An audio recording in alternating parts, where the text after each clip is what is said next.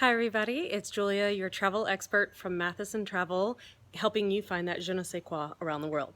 And this week, with the 72nd anniversary of the invasion of France, D-Day, I of course have been thinking about World War II and remembering some of my visits to that area, and I was just wondering if any of you either are World War II history buffs, really like that period of history, or maybe a lot of us had relatives, either grandfathers or fathers or uncles or what have you, who fought in the war, or maybe even some of you have relatives who unfortunately passed in the war. And I was wondering if you've taken the time or taken the chance to go and visit any of the sort of iconic places. I mean, obviously the beaches in Normandy are sort of the most famous and most maybe tangible and easy to access or visit places associated with World War II, but they are by far not the only place that's easy to visit and really helps make the history real, and that's another reason why I wanted to talk to you about going and visiting these places, because when you actually see the beach and you see the cliffs that they had to climb, or you see the landscape, the trees, the whatever it is, you really get to understand a little bit better, the tactics of the war, the problems that may have happened during the war, that you read about a book, but it doesn't really make sense. The other thing that, when you go to these memorials, these cemeteries that are sprinkled really all over Western Europe, you really get a sense for the loss of life, and what it must have been like for the people that went through it. And, I know some of these, older men now, in their 90s, or if they've passed, maybe they didn't talk about it much.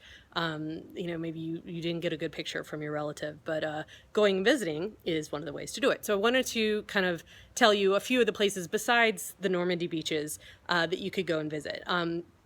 And it really sort of starts, you can kind of think of it as following the path of the war.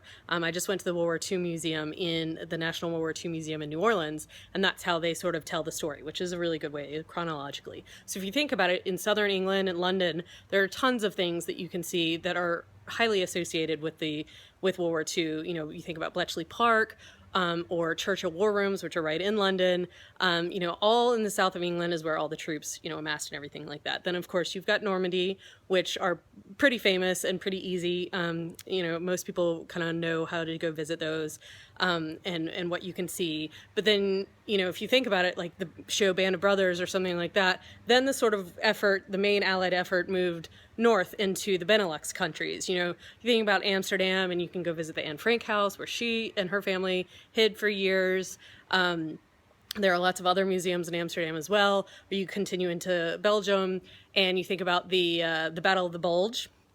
Bastogne with all the trees exploding and everything like that. That's really very easily accessible from Luxembourg, which I visited last year. And there's, like I said, another amazing cemetery there, similar to the Normandy cemetery, but maybe that's the part of the war that you're more interested in.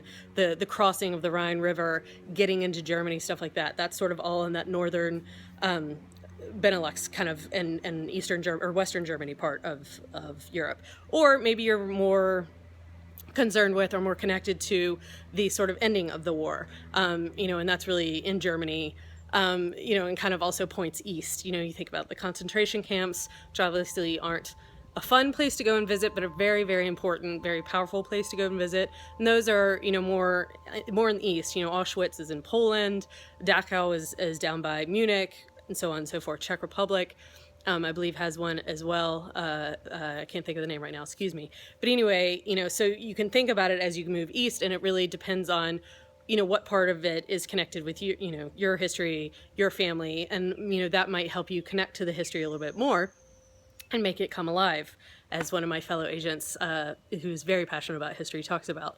And so I just wanted to let you know that, yes, this is the anniversary of D-Day, and so everyone's talking about the Normandy beaches, but there are lots of other really great and interesting parts of World War II that you can go and visit and learn about by really seeing the land and seeing what people went through.